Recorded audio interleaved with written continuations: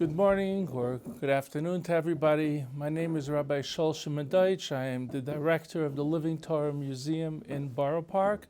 We also have a branch in the Catskills. And the subject that I'm going to address today is Emunah and Bitachon.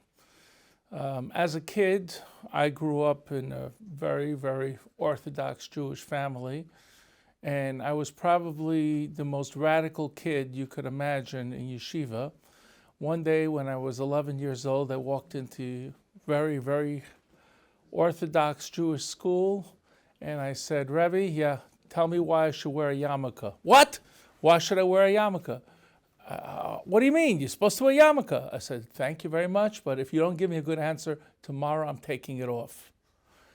And my Rabbi looked at me, go to the principal's office. This is terrible. How could you speak like that? How could you say that? I said, if you don't give me a clear answer at 11 years old, why I should wear a yarmulke, I'm taking it off. That's it.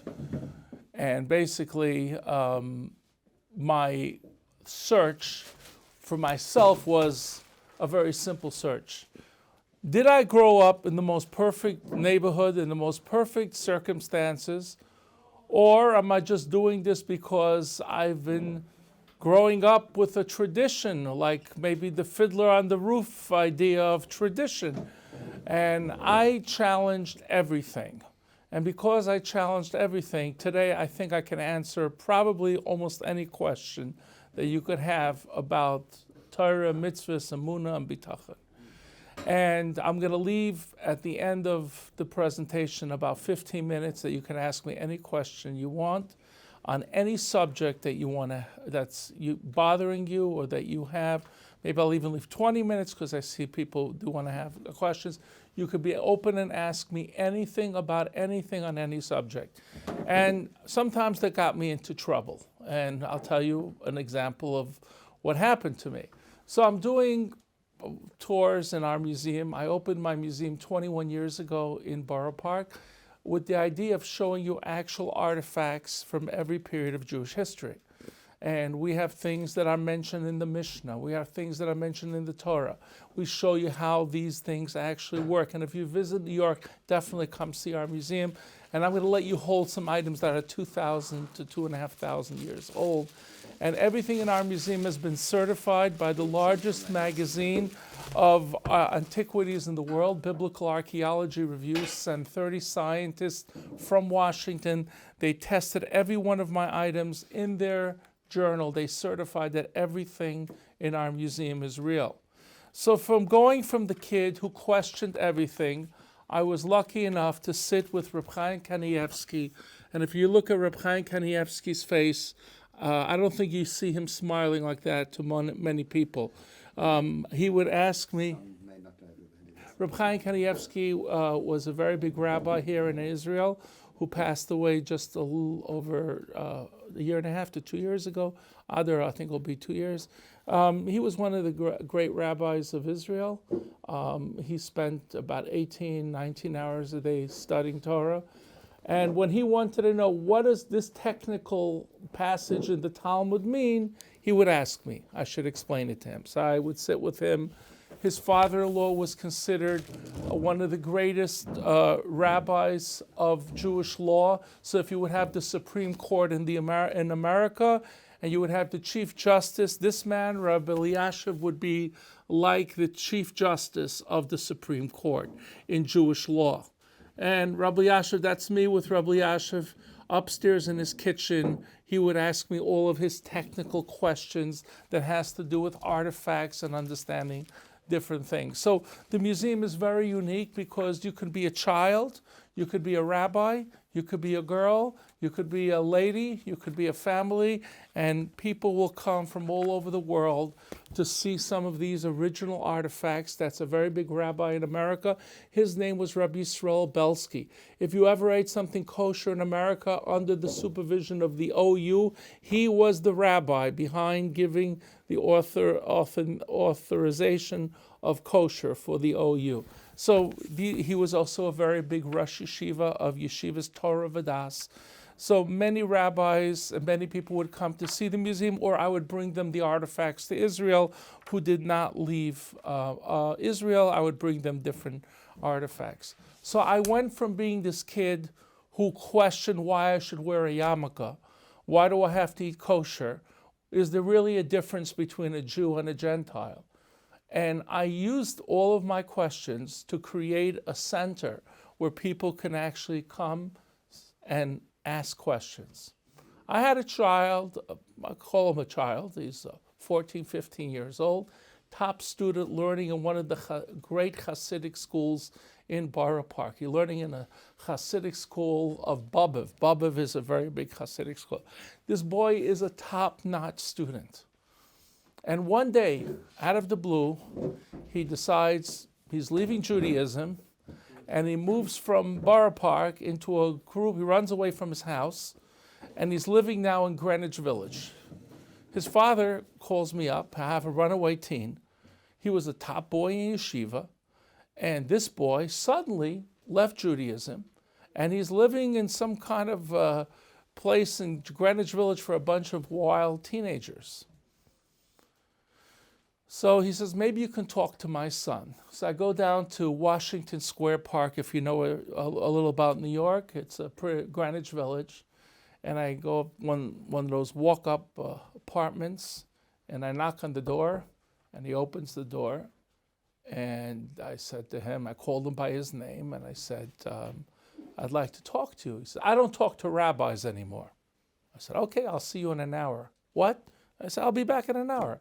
I'm not leaving until you tell me what happened to you and what happened that you had such a drastic change. Well, the boy saw that I was serious, so he said to me, you know what? I don't feel comfortable talking here. Can I come to your synagogue? Because where my museum is upstairs, we have a synagogue downstairs. Can I come to your synagogue to talk to you? I said, fine. I said, just answer me one question. Come tomorrow, but I want to know, what was it that hurt you, or what was it that drove you to suddenly leave Judaism? He says, I want you to prove to me that there's really a difference between a Jew and a Gentile. We look the same, we act the same. How could you prove to me there's really such a difference? I said, come tomorrow, 4 o'clock. He said, why 4 o'clock? I said, you'll see when you come, I'm going to show you. Besides having a section on antiquities, our museum also has a section on taxidermy animals from all different types of animals. And the idea is to show you all the animals of the Torah in a way that's not dangerous, that you can see, and kids can come and touch the animals. They could touch a real lion and see what the skin of a lion feels like. It's really cool to see a lot of these animals up close, and I created the animal section in order for people who are learning about in the Torah, they can understand the actual animals that are being discussed. Well, our museum has become popular not only by Jewish people. We have a lot of non-Jewish people who come to our museum regularly. That's why our museum is always by tour, because we have public schools who come. When they come, we talk about nature. I don't talk about Torah. But when Jewish people come, obviously I talk about Torah. So at 4 o'clock, I have this public school coming to see the museum. So I tell them to come exactly when the public school is there. Now, when I show them the nature part of animals, I always show them the nature of how animals get food. And one of the animals who chased another animal, it's one of the greatest chases of nature, is a bobcat chasing a white hare. And I have a clip, which I show to the kids, where it's a chase that goes on for about 35 seconds of a bobcat chasing this hare.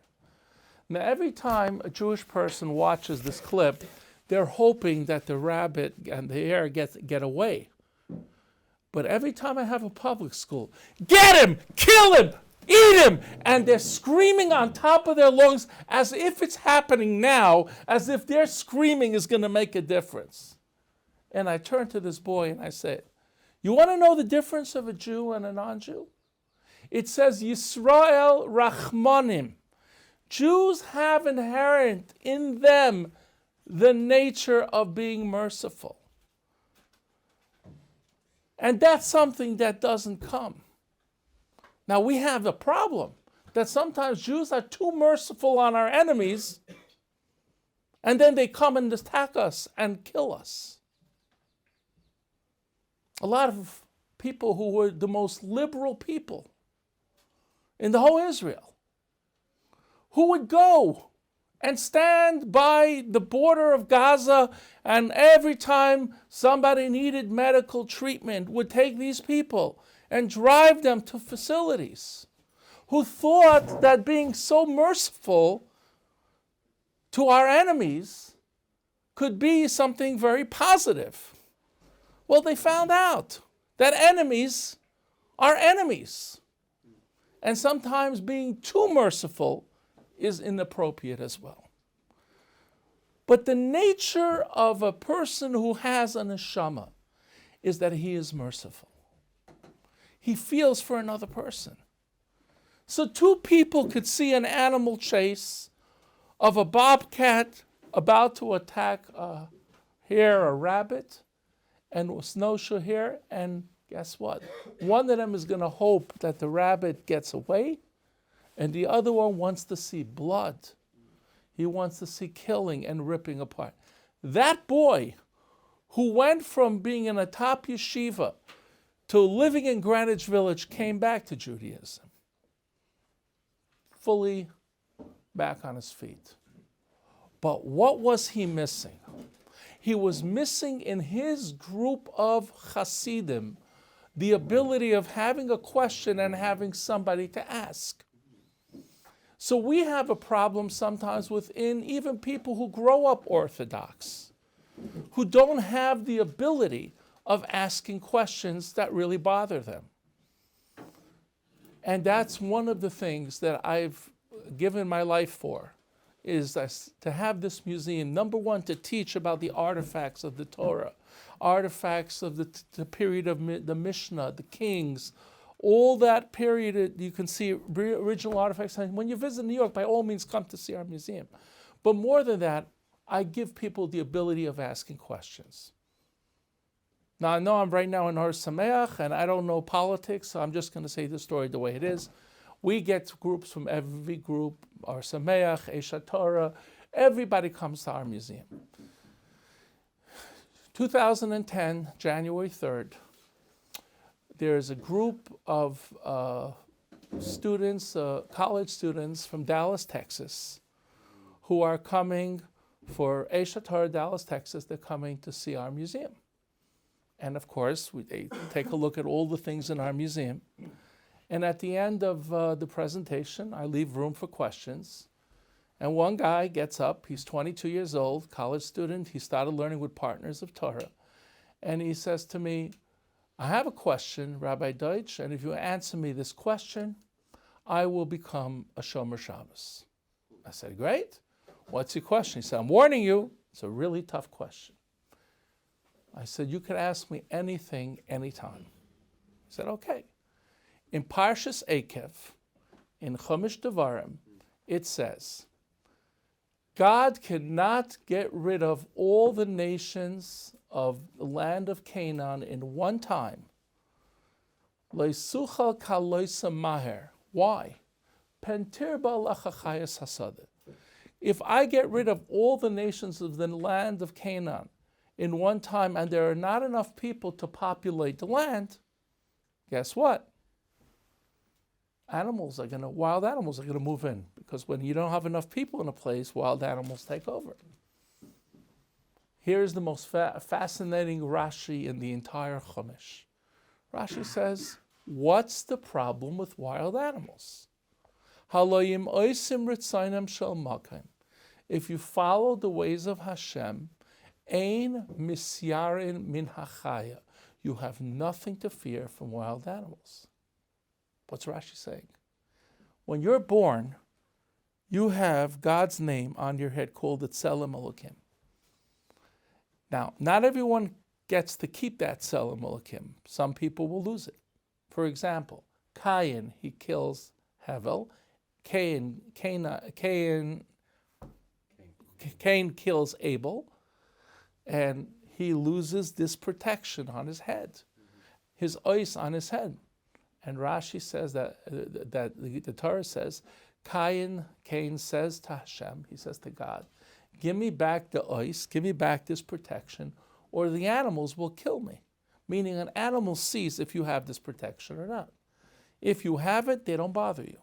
If you don't have it, they look at you as their supper, basically. So temporarily, God gave back to Cain. He gave him back this protection temporarily. Rashi says the Jews are going to come to the land of Canaan. They're going to learn all the terrible ways that the Canaanites were living and the terrible sins that they were doing. And because of it, they're going to lose the protection on their forehead. And now the animals think that they're food, so now they're dangerous. And this guy from Yeshivat Ohr says to me, Rabbi, how could Rashi be so irresponsible to say such a thing? I say, irresponsible? It's true. You're telling me that if somebody really follows the ways of Hashem 100% and has that protection, they could walk into the cages of the most dangerous animals in the world and they won't touch them? I said, absolutely. He said, Rabbi, do you think you have that protection? I said, yeah. He said, then I challenge you. You climb into the cages, not drugged, fully alert. Lions, tigers, elephants, crocodiles, alligators, they don't rip you to pieces. Wolves, I want you to walk right into a pack of wolves. They don't rip you to pieces. I will become a Shomer Shabbos. And he challenged me in front of 50 people. And I immediately told him, challenge accepted. I'm going to do it.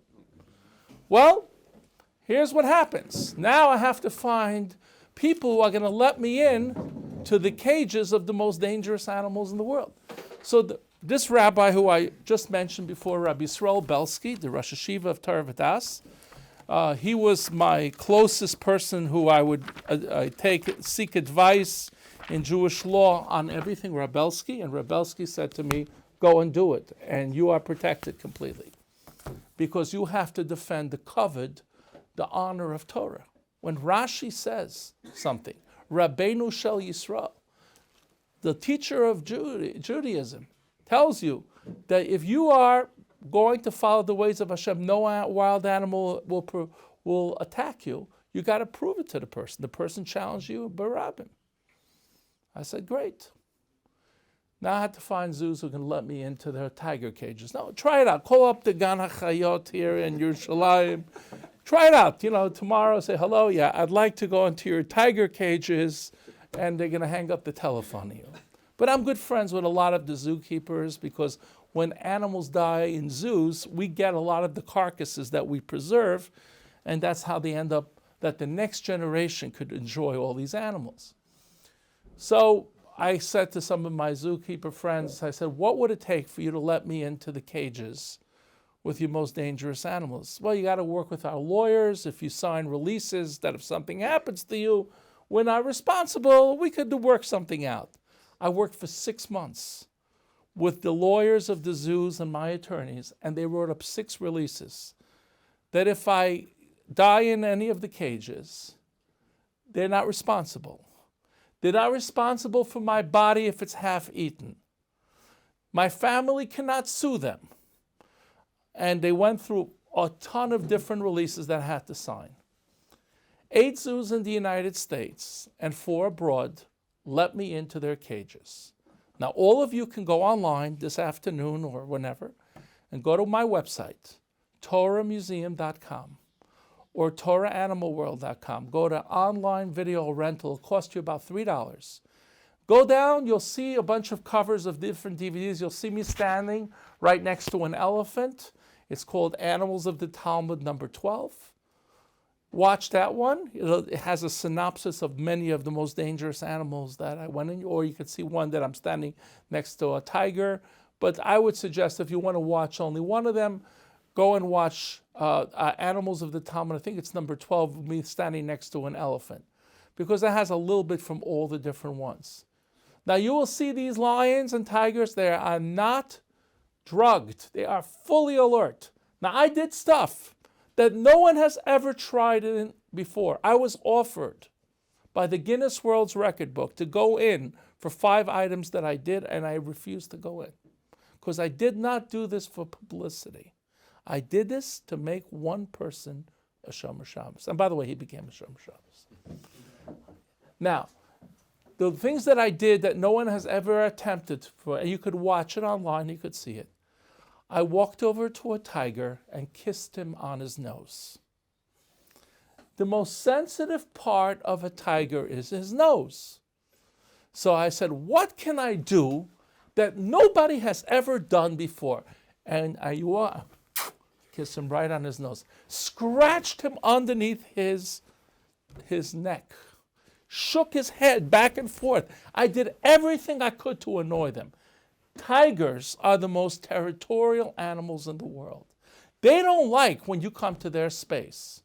So I walk into a cage, you can watch this, and I sat myself down right in between 9 tigers. And you look at the tigers who are watching me, and I turn my back to them. The number one rule any lion or tiger trainer will tell you, you could know a tiger for 20 years. You never, ever turn your back on a tiger. And I turned my back on 9 tigers, and I'm sitting and I'm laughing. And you'll watch this online. And people ask me this question, Rabbi Deutsch, okay, so you did this, but why did you have to laugh? I said, I was laughing because I fulfilled something that the Talmud says. And we had this in Daf Yomi this past summer. The Talmud says that if a person wants to know if they ever did in their life a sin, that they would be required to get skila, that they would be required to get stoning. If you come next to a dangerous animal, chaya darsa, the animal will attack you. And Rashi says, Ari darsa. So I was sitting next to Aryeh de Beiloi. The Gemara in Chulin says Aryeh de Beiloi is a tiger, Tigris. I was sitting in between 9 tigers, and I was very happy because I knew that I've never committed in my life a sin that would require me to be stoned. So I was actually very happy. Now, I did things that other people would never do. Number 1 rule about lions or tigers. You never go into a cage with a lion and tiger with a piece of meat, because you are a bigger piece of meat to them. So I went to Meal Mart. You guys know Meal Mart, a kosher store? I went to Meal Mart and I bought a bunch of pieces of meat, and you see me, we walk over to a lion and just stick it out, just like that to him. Now, the lion has a choice. He could eat the piece of meat, or he could eat me. And I'm a 6'3" piece of meat, 328 pounds. So he has a much better meal than eating a little piece of meat. I went and bought some Chalav Yisrael Golden Flow milk. And I started pouring it on my hands, and I walk over to a tiger, and I put my hands out just like this. Now, the tiger has 3 choices. Either he could eat up my hand, eat me, or stand there and lick the milk off my hand. And he's standing and licking the milk off my hand. I finished that, and I thought I was done. So I released, this guy became a Baal Tshuva, and he's the Shomer Shabbos. Baruch Hashem, he learned in, what was the year? He learned in Beit Shemesh for 2 years. And then he came to New York. He got married. He has 3 kids. He's a fully frum person today. And I thought I was done. Comes to me a man from Muncie who's Orthodox. And he says to me, lions and tigers still have emotion. We do find sometimes that a mother lioness that will kill its prey, a gazelle, and it will take care of the baby. So they have emotions. But there's a group of animals who have no emotion. Crocodiles, alligators, they have no emotion. Let's see, Rabbi Deutsch, you do this with an alligator or a crocodile. I said, you know what? You have a very good point. I'll tell you what I'm going to do. I'm going to find out which is the most dangerous one in the world, and that's the one I'm going to go into. So I said, give me a couple of months. I need to find out. And by the way, you could watch this all online at your leisure. So I find out that in Miami, Florida, anyone here from Miami? Anyone here from, yeah? Okay, good. So Miami, Florida, you have a place called Jungle Island. It used to be called Para Jungle. They changed the name to Jungle Island. Now, they had a cage that they had a 12-foot alligator and a 17-foot crocodile in the same cage. And one night, the 12-foot alligator ate up the 17-foot crocodile. The zookeepers came in the morning, and all they found was a piece of a foot, what was left over. That alligator, she is so crazy that Jungle Island is afraid to put another alligator in her cage, but what she might do to the other alligator. And this is known in the world of zoology as the most dangerous alligator in the world. I said, that's the one I want to go into. So I called Jungle Island, and I said, I have a request. I want to go into the cage with the alligator who ate up the crocodile. Are you crazy? Are you insane? Did you have a nervous breakdown? Our zookeepers are afraid to go into this cage with this one. I said, that's what I want to give a shear. I want to give a speech standing next to the most dangerous alligator. And it's online. You could watch. If you go into the one with me standing next to the elephant, you'll see a clip of it. So I sign releases, and I walk in, and I take a fish. You guys know what sardines are, right? These little fish, right? So I take a stick, I poke a sardine like you take a toothpick, right? And I poke the stick. It's a little bigger probably than the size of a regular sardine. And I walk into the cage. And you're going to see me standing next to the pond where she is. And she can jump out, and faster than you can snap your fingers and kill you.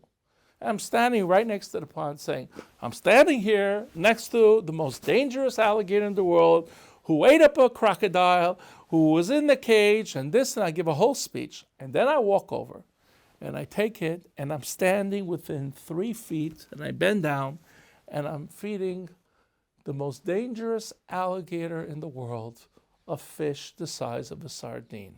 Why did I do that? Because I wanted to give her a choice, either to eat me or to eat the fish. And you see this alligator eat a little fish instead of eating me.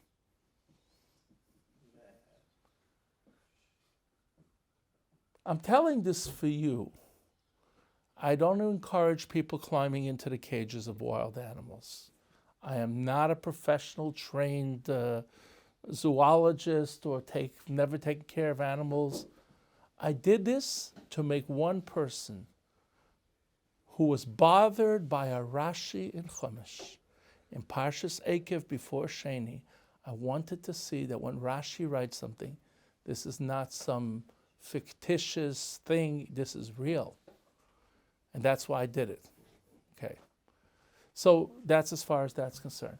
So over the years, I had an amazing story, which Rabbi Geffen reminded me that I told him. Here in Israel, there's a very famous archaeologist who I helped him become from. I didn't get his name, so I don't want to say it on yeah, it could be, but I don't want to say it on a thing without asking permission. There was a famous archaeologist here in Israel who contacted me for a reason that had nothing to do with the museum. One of the many things I've done in my life is I've fought against the Messianic campaign of Chabad, making the Lubavitcher Rebbe to be Mashiach, and I fought against it very strongly.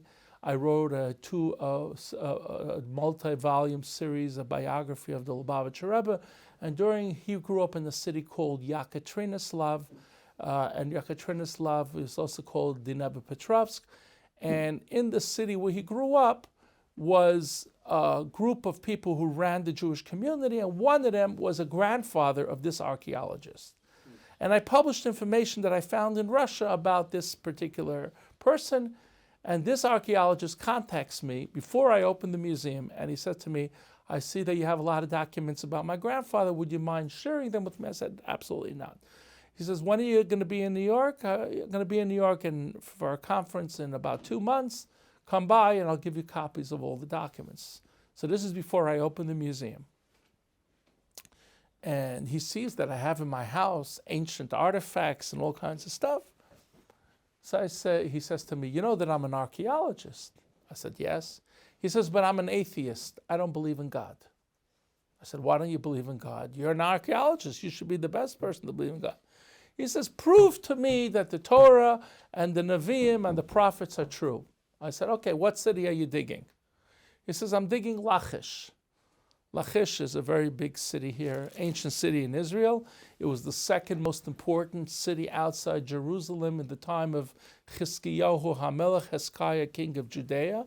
When Sennacherib, king of Assyria, Sancherib Melech Ashur, invaded Israel, it says, Vayavai Sancherib Lachisha. Sancherib came to Lachish, and from there he sent messengers to tell Hezekiah, king of Judea, give up, you have no chance of winning. And of course a miracle happens, and his army is decimated in a plague outside the walls of Jerusalem. So he's digging the city, Lachish, and I said to him, what level are you up to? So what do you mean? Let me explain what that means. When societies built, they built one on top of the other. So if you were digging a city, you're going to get to the Arab period, then you're going to get to the Roman period, you're going to get to the Greek period, you're going to get to the Persian period, and you're going to go back till you get to the Canaanite period. Or if you want to see something like that, if you go here in Yerushalayim, down to the marketplace underneath, you can look down, what? Cardo. By the Cardo. If you guys don't know where that is, Rabbi Geffen will show you. You could look down by the Cardo and see all the levels down, that how the societies of Jerusalem built one on top of the other. So he says we're up to level 6, meaning that they're up to time that they have excavated to where the Jews were in Lachish, and they're about to start excavating where the Canaanites were. So I say to this archaeologist, when are you excavating? He says, in June we're going to excavate. I said, okay, I'm going to tell you what you're going to find there. What? You're going to tell me what I'm going to find this summer that we're going to dig? I said, yeah, I'm going to tell you exactly what you're going to find.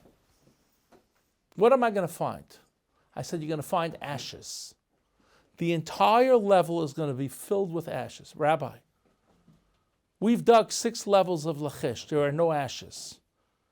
You're telling me, no one's been down there yet because it hasn't been excavated yet, that we're going to find ashes. I said, yes. How do you know that? I said, because the Talmud says that when the land of Israel was conquered, every city, they gave them a choice to surrender, or if they don't agree to surrender, they're going to burn down the city.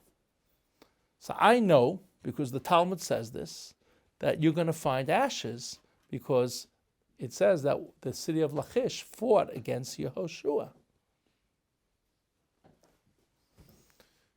Well, I said to him, his first name is David. I said, David, if you find ashes, I'm sending you a pair of tefillin. June 13th that year, he called me up and he says, we found the ashes, and I sent him a pair of tefillin. I told him what he's going to find based on a passage in the Talmud that tells us exactly that the city of Lachish was destroyed by fire. This professor published a scientific book of his excavation. And he writes in the introduction, and I showed it to Rabbi Geffen when he was in the museum, we believe that its destruction should be attributed to the invading Israelites, as recorded in the book of Joshua, chapter 10, verse 31 and 32. This man went from being an atheist to the archaeology showing him exactly what we knew was what he was going to find. Here in Jerusalem, there are ministers who want to kill Jeremiah, Yirmiyah Navi. In Ir David, they find a bulla. Bulla is a piece of wet clay that they would impress around every document. So they would have a papyrus document, put a string around it, and would press on the ring. They found the names of the ministers who actually are suggesting to the king to kill Jeremiah, to kill Yirmiyah Navi. We have the words in the Torah, Hazinu Hashamayim Va'adabera, V'sishma ha'aretz imrofi. God says that the heaven and earth are going to be my witness to the events of the past. And one of the ways that the earth is a witness is the archaeology keeps finding things that collaborate many of the things that we are learning about. So when you come to New York, by all means come visit our museum. And now I'm going to open up everyone for any questions you have. You can ask me, and I'll be glad to try to answer any of your questions. Don't be shy. Go ahead. So now that you mentioned that there's proof of at least Joshua and onward, is there any proof yet of Mount Sinai? Sure. You have to read my books.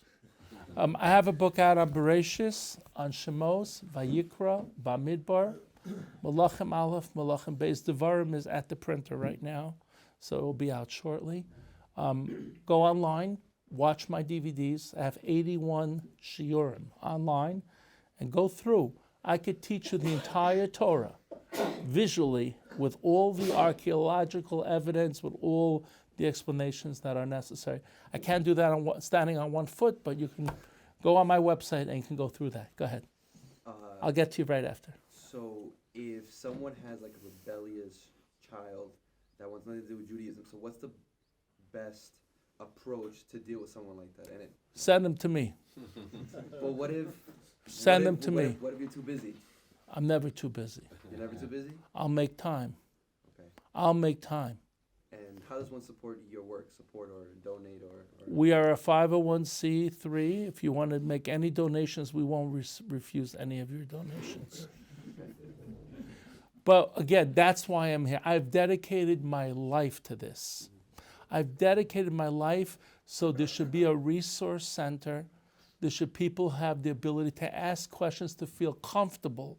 Because I asked myself all of those questions as well. Go ahead. There is an issue. It's not so big, but there's an issue in the frum schools around the world of boys not being able to ask his questions and then going on their own path. So first of all, I was wondering what the rabbi would maybe suggest as a solution to this. So one of the things that I've been doing, first of all, I tour the United States and other countries. I go around to schools, and what I do is I first show them things that they want to get interested in. What do you get a boy of 8 or 9 years old interested? I let him hold swords from 2,000 years ago. I let him try on handcuffs from the Romans, and I let them, and I talk to them about many different things. I let them hold coins in their hands of Antiochus from the story of Hanukkah. I teach them how to read ancient Greek, the word Antiochus, Epiphanos. They could see what he looked like. I let them hold coins of Alexander the Great. You guys are right near Shimon HaTzadik's caver. Shimon HaTzadik met with Alexander the Great. They could see what he looked like. I start with that. And then I always say to the kids, if you have any questions and you're not getting answers in school, call me up. Write me an email. And I can't say I'll answer you within 24 hours because I get close to 1,000 emails a day. But I try to answer the easy ones fast. The ones that are more complicated may take some time. But I try to get back to everybody. The question was, why does the rabbi think the schools don't... I think that there's a big problem that a lot of the schools, the way they were founded, is that the people are not necessarily able to answer questions. But one of the things I try to do is to make a format that they can, so that I have teachers who call me up sometimes. Well, my student told me this and this and this, and the kid knows more than the student, so the teachers wanted me to tell them what, they shouldn't look bad. So there's a lot of that issue, but I'm trying to correct it. But it's a monumental task, but we're trying our best. Yes. How does one find meaning in doing mitzvahs? Selnat was religious, and 10-13 he put on tefillin, from a young age going to davening. How does one find meaning then? Well, it depends on the person. So I'm going to use I could speak for myself. Once I went through everything that I understood, that wearing a yarmulke is a representation that there's something above. Logic is not the ultimate. The Germans were the smartest people. and they became the most ruthless people. But if you have that knowledge is everything, and they had laws in Germany about being cruel to a dog, but they could treat humans like this, because if you think that ultimately everything is all knowledge and intellect and there's nothing higher, the yarmulke represents that. Every time I put on my yarmulke, if I wake up in the morning and my yarmulke fell off my head, I think, oh, there's something above me. Always remember that. I put that on in the morning, I feel that. And I look at Torah mitzvahs in a way that maybe it's not to me just a tradition. Sometimes I don't start davening for half an hour, until I get in my mind into the correct mindset of davening. Because to daven and to really appreciate it, you have to put your mental capacity into what you're doing. I don't just put on tefillin and just wrap my hands and put it on. Yechavim b'hanachas tefillin shetzivanu HaKadosh Baruch Hu. Think when you put on tefillin that God commanded you. And if a person wants to say, how do I conquer my Yetzer Hara?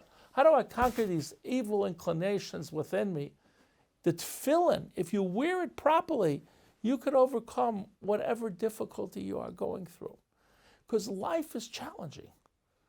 You have this war going on within you to do good and to do evil. And the usage of the words that the Chachamim said, the sages says, is ki gibor hamasgaber, like two wrestlers in a rink. Anybody here? Any professional wrestlers, semi-professional? Well, if you get into a rink and you're wrestling and you lose your concentration for 1 second, you're going to be pinned and you have to fight your way out. The battle of good and evil within a person is so big. It's like two wrestlers, ki gibor hamasgaber. I had a guy who came to me last week. He said, Rabbi Deutsch, my life is over.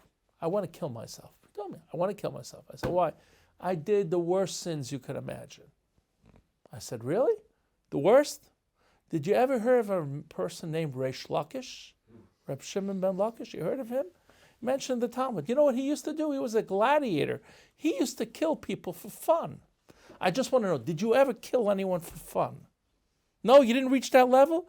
That man, who was a gangster, who was a highway robber, who was a gladiator, left all of that and became one of the biggest rabbis in the Talmud.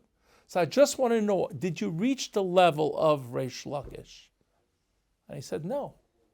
And that gave him hope. Yeah, he did terrible things. He did immoral things. He did terrible things. It's true. And I said to him, but you can change all of that. You can't give up on yourself. You know, I grew up in a house, I was abused and this and verbal abuse, and my father beat me for it's all true. But what do you want to do? You want to sit in therapy for the next 40 years and delve into the comment that your father told you when you were 6 years old?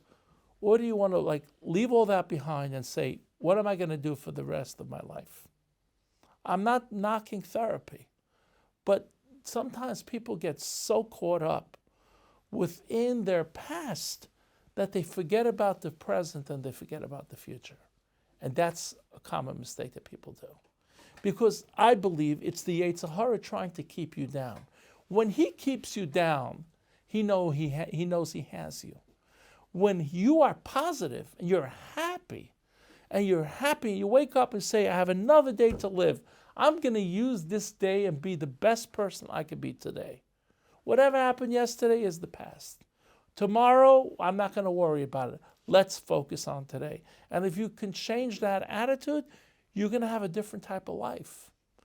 Because then your past doesn't bring you down like weights and anchors do on a ship. Yes? Rabbi, as someone who started out early in your life as a person asking a lot of these difficult questions and then becoming really a chassid rishon, you're talking about, meditating for an hour before you daven. What do you think motivates especially young people, just people in general, to ask these sorts of questions? What do you think sparks the difficulty within them that they I should think that what happens is, especially in very ultra-Orthodox circles, where everyone has to be like everybody else. Did I do something wrong? No. Yeah. Where everyone has to have one mindset. The lion came out. Oh, I see. Where everyone has to have one mindset. So sometimes there's a fear of asking questions. I'm just the opposite. If it's something that I don't know, I'm going to tell you I don't have an answer for you. But I want you to have the ability to be comfortable, to ask questions. There's nothing wrong with asking questions. The way you learn is by asking questions. Lo habaishan lomad. A person who's bashful of asking questions will never learn. That is a passage in the ethics of our fathers that's telling us you have to ask questions. A means of learning, if you think about Greek philosophy and the sophists and all these people who are thinking and asking questions, that's the way people learn. They learn by questions. But sometimes it's in a closed society, people are uncomfortable, but we're always open there. We're there for you. Yes? I'm very much somebody that enjoys the ocean, but it freaks me out at the same time. It's what mindset can I have whenever I go somewhere that there could be any dangerous animal that could just come right at me? Good question. And the answer is very simple. You are a speck, one little person, in a world of over 6 billion people. And God provides for every single creation and every single creature.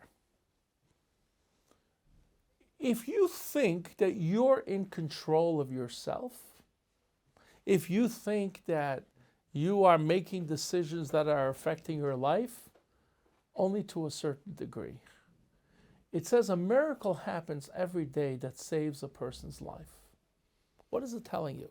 That not that God is watching over you, and every second, a brick could get loose and fall from a building and kill you. A wall could fall in. You could have so many different scenarios. People say to me all the time, are you fear of dying? No, I'm not fearing of dying. You know why? Because I lived my life to this point, I'm 57 years old, and I've had a very full life. If my time is right now to go, Hashem, take me with everything. That's as long as you wanted me to live. So I don't fear dying. You should not fear the sea. You should not fear walking in the street. Take your precautions that you're supposed to take, but don't let your fear traumatize you. One of the greatest sayings that John F. Kennedy said when he was president. You know what his famous saying was? About fear? He said, people often, they fear, I remember, the exact quote was, fear itself. Something we get bound down by fear itself. Don't be fearful. Take it every day and make the best of it. You wake up in the morning, you could have had a terrible day yesterday. You wake up and you have a new day, use it to the best of your ability. That by the time you're going to sleep, you're so exhausted and happy that you accomplished. When you sit and you're depressed, and you sit and you feel unaccomplished, it's the lowest terrible feeling that you can have. When you give it your all and you work hard on something and you accomplish, you can close your eyes at night and you feel like a different person. And that's how I deal with fear. I don't fear anything except Hashem. Let's say fearing the fact that I could have done something that would have made me a chayav skila, for example. You know what? Again, ask yourself one question. Am I as bad as Rish Lakish?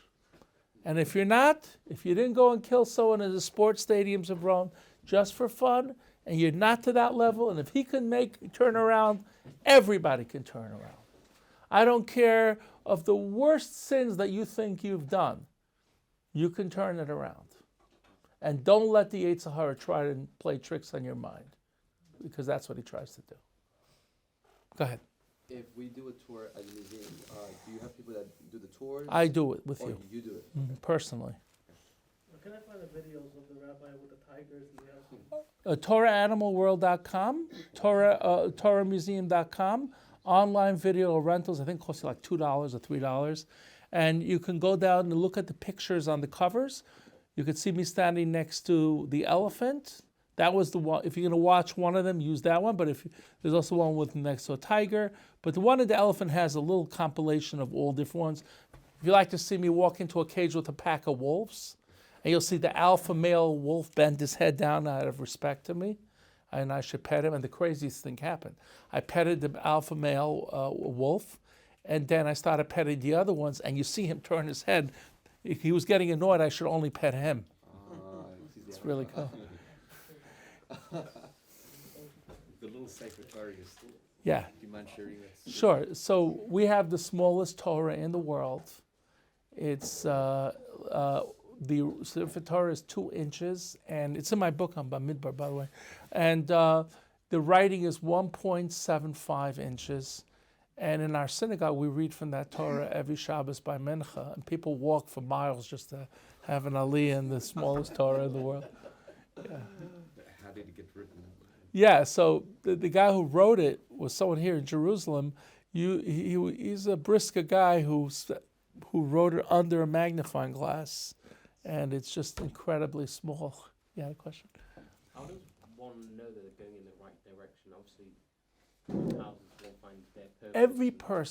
Every person needs to have someone who they talk to. Asay lecha rav. You need to have someone who you ask questions to. Because sometimes a person gets blinded by themselves. But you need someone to talk to. You need someone to ask questions to. Everybody does this. Everybody needs that. And if you have that guide, you know that you can discuss it, you know that you're going in the right direction. Yes? The Rabbi speaks about asking questions, and obviously if the Torah is, I've heard before that like you shouldn't delve too deeply into the New Testament or other religions. I don't know if that's true, but if it is, then why would that be any sort of problem? There's no problem, and I'll explain to you why. To be a member of the Sanhedrin was the great assembly. The rabbis had to know every kind of idol worship and every type of customs of the idol worship that was done. So I'm an expert in ancient languages, and I'm an expert in ancient religions, as well as many things. And sometimes things do come up where we have discussions whether or not something is considered idol worship or not. I'll tell you a great story that happened to us 8 years ago. So this man becomes religious, and his father had a huge collection of archaeology. And at the will reading, he leaves all of his statues to his son, who's now religious. And this guy doesn't know what to do, if it's idols or it's not idols. So he calls up a big rabbi in New York. His name is Rabbi David Cohen, the Gevul Yavitz. He calls up Rabbi David Cohen. He says, what should I do? I'm at this will reading, and we said, well, Rabbi Deutsch knows that stuff, so I'll call him up for you. So I'm in the middle of a tour, and Rabbi Cohen, who's one of the senior rabbi in America, he says to me, Rabbi, you have to hurry up with your tour, finish it off. I need you to head to Manhattan to a law office, and I need you to take a look at the statues and tell me if these are idols or not. Now, if you studied ancient Egypt, the Egyptians, and these were Egyptian statues, every god, like Bes, or as an example, each one of their gods, they would depict with a certain way. So one god had a finger in his mouth, and it had to be done in a certain way. And it was considered disrespectful to the Egyptians if you didn't make the gods in that way. So I come down, and the first thing I do is separate the ones that are just for niceness and the ones that were really gods, because the Egyptians had a specific way of doing it. So then I said to them, well, these are no problem. You're allowed to sell them off to an antiquities dealer, and these have to be destroyed, and they have to be burnt, and their ashes have to be spread over the Dead Sea. He says, Rabbi, can I pay you to take care of that? said, I'll have to cancel my tours in the museum for a week. And if you pay for my ticket to Israel plus my hotel, I would be glad to do it for you. And he had just gotten about a $3 million inheritance, so it wasn't a big deal for him. So it ended up costing him like $20,000 for him to do it. And I went and I did the proper way of destroying the idols. And I did the thing. Now, who would think that living in our time, you would have to be an expert in idol worship in order to be able to separate the ones that were real idols, which there's a mitzvah to destroy, for the ones that were considered not. But again, everything has to be in its time. If you're not very familiar with Judaism and you try to delve into the New Testament, I would not suggest that. In other words, I tell people, learn for many years and know everything well, and then you have a strong foundation to do things with comparative religions. But that shouldn't be from the onset of something you should do, because it becomes too confusing. Any other questions? Yes. I've been struggling with the idea of like sacrifices, because sacrifices to me just sounds like such a really paganistic kind of thing, and I just especially like animal sacrifices. And Okay. So how do we justify doing that? Sure. Other cultures do it. So I'll try to explain it in a way that will demonstrate what a sacrifice is. Okay. So if you think of animals, and I'm a little familiar with animals. If you think of animals, Your best friend, isn't it? yes. So I'll tell you one thing about animals. An animal has a purpose for why it is here. And God tells us that the animals should be used for different purposes. For example, the leather shoes that you wear come from animals. Your leather belt comes from an animal. If you're wearing a fur coat, it's coming from an animal. Now, a lot of times I have people, they said to me, I'm vegan. I don't eat any animals. And I look at them and they're wearing animal skin and animal shoes and belts and all of this thing. And in other words, their concept of the animal is that we shouldn't have any use from the animal. And they're using the animals. No.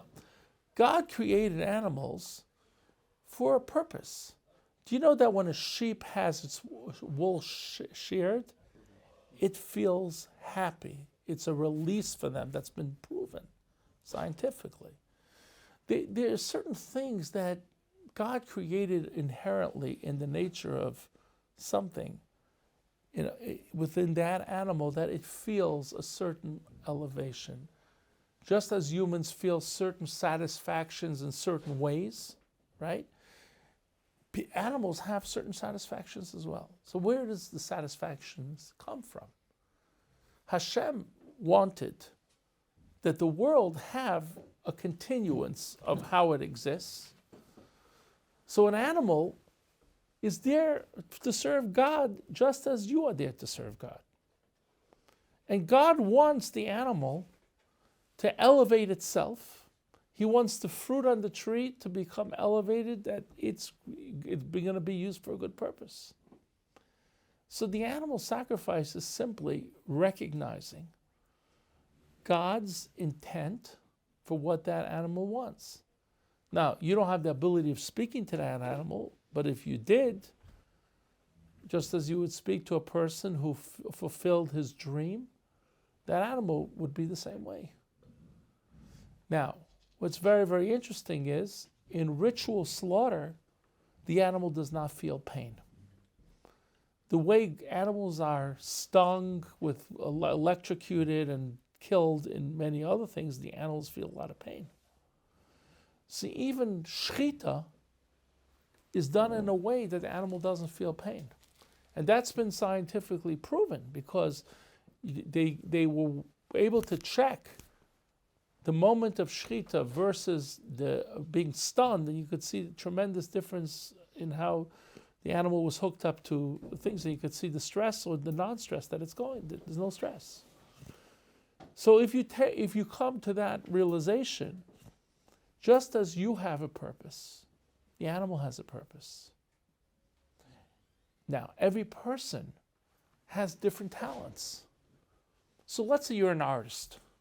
You could take your art and make the most beautiful paintings. Somebody else is a singer. He could use his voice and inspire people. But if you go over to a singer and you say to him, after he just had a concert and he inspired people, he says it's the greatest satisfaction that he has. Every person has unique talents and abilities, and those talents and abilities affect the way and animals are the same way. So that's how I look at it. Any other question? Well, thank you for inviting me, and Hatzlacha.